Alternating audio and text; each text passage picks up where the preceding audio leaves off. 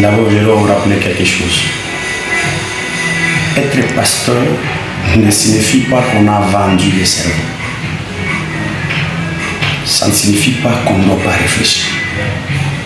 Nous sommes pasteurs, nous avons étudié, nous avons un bagage sur nous. Nous avons une certaine connaissance. D'abord, on devait comprendre que nous ne sommes pas des parachutés pour se retrouver, on a échoué la vie, qu'on doit se faire pasteur. C'est un appel, c'est une vocation.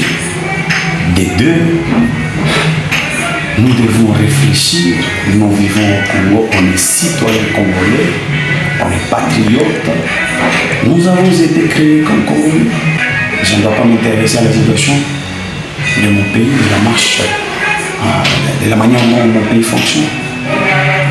Je ne sais pas si vous allez me dire le contraire. Lorsqu'il y a l'insécurité ne touche que les autres citoyens sans pour autant toucher au pasteur.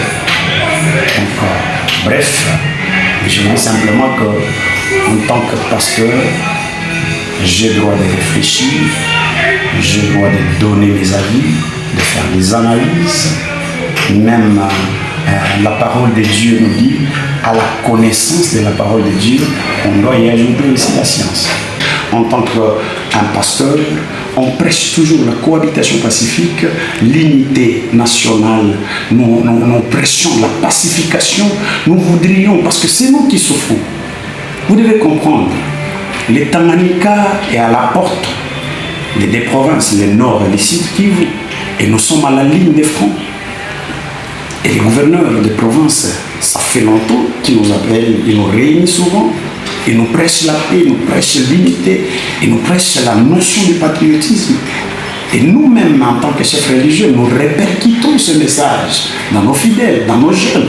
En tant que responsable de la jeunesse, je ne cesse de prêcher cela pour que les jeunes prennent leur destin. Amen. Pour l'amour du pays. Au lieu d'envoyer ces notables, on devrait peut-être prendre cet argent, les frais d'émission-là, encourager nos forces armées qui sont à la ligne de défense. On devrait aider les gens qui sont en cantonnement. Il y a des réfugiés. Vous êtes avec moi ici dans le Tanganyika. Combien de gens sont réfugiés? Il y a des gens qui ont fui ici dans le Nord Kivu, que nous avons accueillis ici dans le Tanganyika. Mais il manque, il passe nuit à la belle étoile, il manque de quoi mettre sous la dent. Alors avec ça, on n'arrive pas à comprendre nous sommes dans quel pays. Nous sommes dans quoi? On ne peut pas chercher une chose et son contraire. Et appeler les jeunes. Moi, je reviens sur la même question-là. En 1997, lors de l'entrée de l'Afrique, qui est ce jeune-là qui a été sensibilisé pour adhérer dans l'armée? Personne n'a été sensibilisé. Mais à cause de la morale, à cause de cette notion de patriotisme, ça avait poussé les gens à dire nous allons adhérer pour aller défendre notre pays. Ça n'a pas demandé de midi à 14 heures pour faire comprendre la jeunesse qu'il faut aller défendre. J'appelle la jeunesse à l'amour de notre pays. Nous devons aimer notre pays. Nous devons cohabiter ensemble. Nous devons être unis. Donc tous les jeunes, soyons unis pour la bonne cause.